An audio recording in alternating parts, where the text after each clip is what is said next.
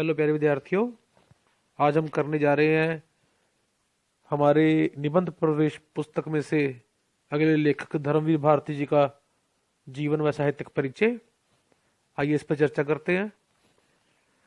Doctor Dharmveer Bharti प्रयोगवादी कविता के महत्वपूर्ण कवि माने गए हैं। उनका जन्म 25 दिसंबर 1926 को इलाहाबाद में हुआ। उन्होंने प्रयाग विश्वविद्यालय से एमए और पीएचडी की उपाधियां प्राप्त करने के पश्चात वहीं पर अध्यापन कार्य आरंभ कर दिया।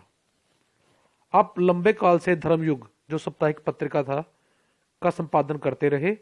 साहित्यिक सेवाओं के कारण भारती जी को वर्ष 1972 में पद्मश्री से सम्मानित किया गया।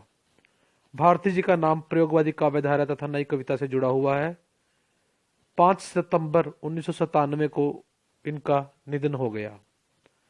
इनकी प्रमुख रचनाएं जो थीं वह इस प्रकार थी। जैसा कि हम जानते हैं कि धर्मवीर भारती जो है वह बहुमुखी प्रतिभा के धनी थे। उन्होंने साहित्य की विविध विधाओं पर सफलतापूर्वक कलम चलाई। उनकी प्रमुख रचनाएं निम्नलिखित हैं। सबसे पहले उनके काव्य संग्रह पे बात करेंगे। ठंडा लोहा, 7 गीत वर्ष, ये 2 काव्य संग्रह उनके। प्रबंध काव्य में कनुप्रिया। अनुवाद कार्य में उनके देशांतर, जिसमें कि कुछ विदेशी कविताओं का हिंदी अनुवाद किया गया है। काव्य नाटक में अंधा युग, सृष्टि का आखिरी आदमी, ये 2 रहे। और कहानी संग्रह में मुर्दों का गांव, चांद और टूटे हुए लोग तथा बंद गली का आखिरी मकान। एकांकी में नदी प्यासी थी। उपन्यास में गुनाहों का देवता और सूरज का 7वां घोड़ा, ये 2 उपन्यास प्रसिद्ध रहे। समीक्षा एवं शोध की बात करें तो सिद्ध साहित्य, प्रगतिवाद एक समीक्षा, मानव मूल्य और साहित्य, ये 3 पुस्तकें इनकी प्रसिद्ध हैं। निबंध संग्रह में ठेले पर हिमालय तथा कही अनकही, ये 2 निबंध संग्रह जो इनके नाम है, इनसे से ये प्रसिद्ध हैं। जहां तक इनकी साहित्यिक विशेषताओं की बात है, आइए उन पर भी थोड़ी सी चर्चा कर लेते हैं। धर्मवीर भारती की आरंभिक रचनाओं में छायावादी प्रभाव एवं रंग है, किंतु उनकी अभिव्यंजना शैली में नवीनता अवश्य है। विद्रोही स्वभाव वाला धर्मवीर भारती का कवि एक देशीय होकर भी अंधविश्वासों एवं परंपराओं को अस्वीकार करके आगे बढ़ा है। धर्मवीर भारती का काव्य सफर बहुत लंबा है तथा अनेक मोड़ों को पार करता हुआ आगे बढ़ा है।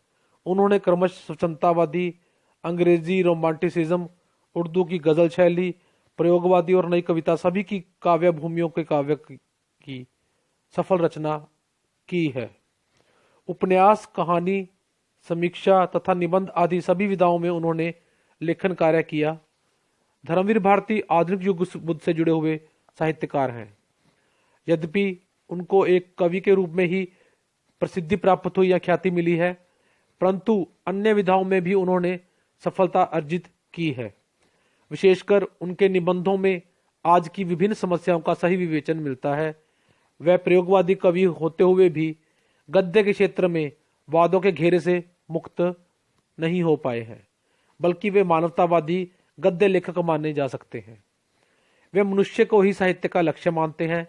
साहित्य में राजनीति तथा समाजवाद को वे सतही मानते हुए साहित्यकारों से यही अनुरोध करते हैं कि वे जातिगत भावनाओं से ऊपर उठकर मानवतावादी होकर ही सबको स्वीकार करें। जहां उनके काव्य में उन्होंने श्रृंगार भावना के साथ साथ निराशावाद के दर्शन करवाए हैं, वहीं उनके निबंधों में आशा की भावना का स्वर गूंजता हुआ सुनाई देता है। ठेले पर हिमालय उनका ऐसा निबंध संग्रह है जिसमें उन्होंने अपने अनुभवगत भावनाओं को अभिव्यक्ति प्रदान की है। कहीं कहीं तो वे भावुक भी हो उठते हैं।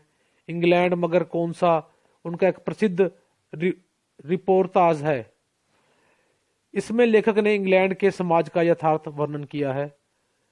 रिपोर्ताज को साहित्यिक रूप प्रदान करना तो कोई उनसे सीखे। इसमें भी पाठक को भारती जी का कवि हृदय बोलता हुआ सुनाई देता है। भले ही यह यात्रा से संबंधित रिपोर्ताज है, लेकिन इसमें रोचकता, सरसता तथा गद्य गीत का सा आनंद अनुभव होता है। जहां तक बात करें भारती जी के गद्य साहित्य का भाव पक्ष जितना विकसित और व्यापक है, कला पक्ष भी उतना ही समर्थ और समृद्ध रहा है। उन्होंने अपने साहित्य में परिनिष्ठ हिंदी भाषा का सफल प्रयोग किया है। उनके गद्य लेखन में कवि हृदय झांकता हुआ प्रतीत होता है। यात्रा वृतांत लिखते हुए भी वह अक्सर भावुक हो जाते हैं और उनकी लेखनी नदी की तरह आगे बढ़ने लगती है। उन्होंने गद्य लेखन में भी देशी विदेशी सभी शब्दों का खुलकर प्रयोग किया है। भाषा के बारे में उनका दृष्टिकोण बड़ा उदार है। उन्होंने तत्सम शब्दों के साथ साथ उर्दू तथा अंग्रेजी के शब्दों का भी खूब मिश्रण अपने गद्य साहित्य में किया है।